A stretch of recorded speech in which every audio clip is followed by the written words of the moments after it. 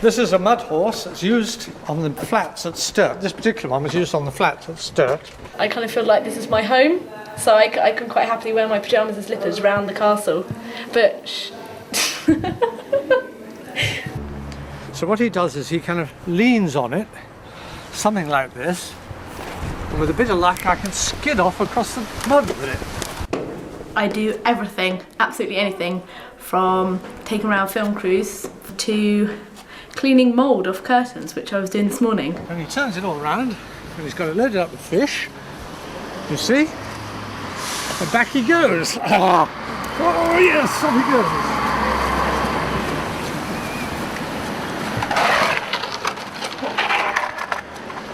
How's that?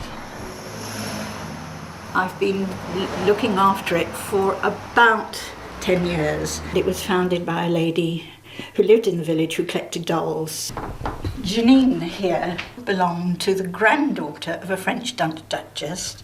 The little girl who owned the doll died, and they put the doll and this dress here, which belonged to the little girl who owned the doll, together and kept it.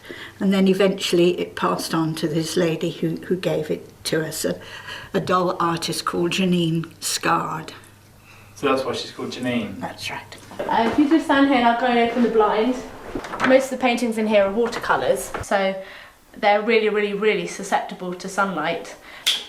These are the paintings that used to be up in the summer house, which is over the other side, just on the keep garden. There are meant to be 5 continents and 4 seasons, but we don't know what's happened to the other 2 seasons and one of the continents.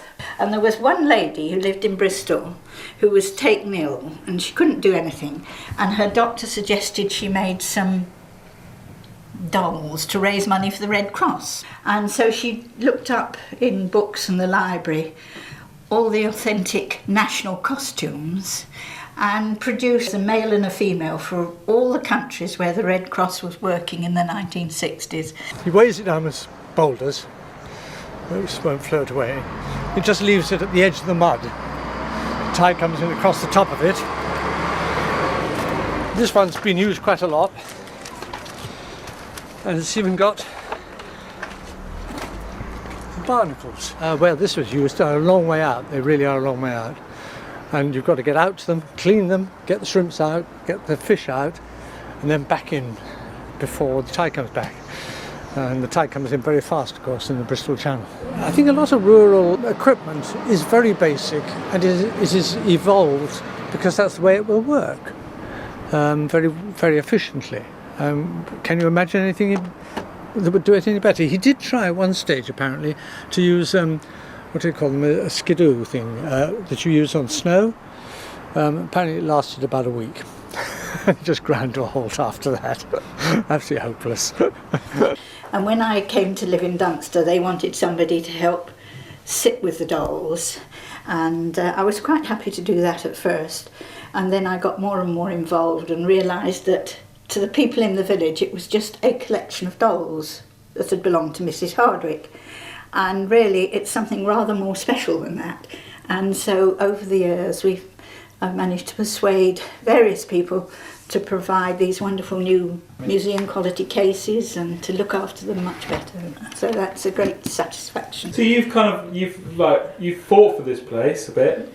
Yes, I think you could say so. Yes, yes. You don't think that scrubbing mould off of the thing is beneath you? No, not at all, because at the end of the day it benefits the castle. The whole museum is volunteer. We are, I think, 6 of us. And why do you do it? Why? Very good question. Because I believe in it, I suppose, because I think it's important that we don't lose track of what has traditionally happened in local areas, which things disappear so easily. You hear about it in classrooms, but to actually see it and touch it and, get in contact with it, it's just brilliant. It means to me, personally, great pleasure that I've had the privilege of being able to look after them, and hopefully encouraging people to feel that it really is something important to keep a collection like this that's so calls back the past to everybody, and is so educational as well about all sorts of things. I think that's it.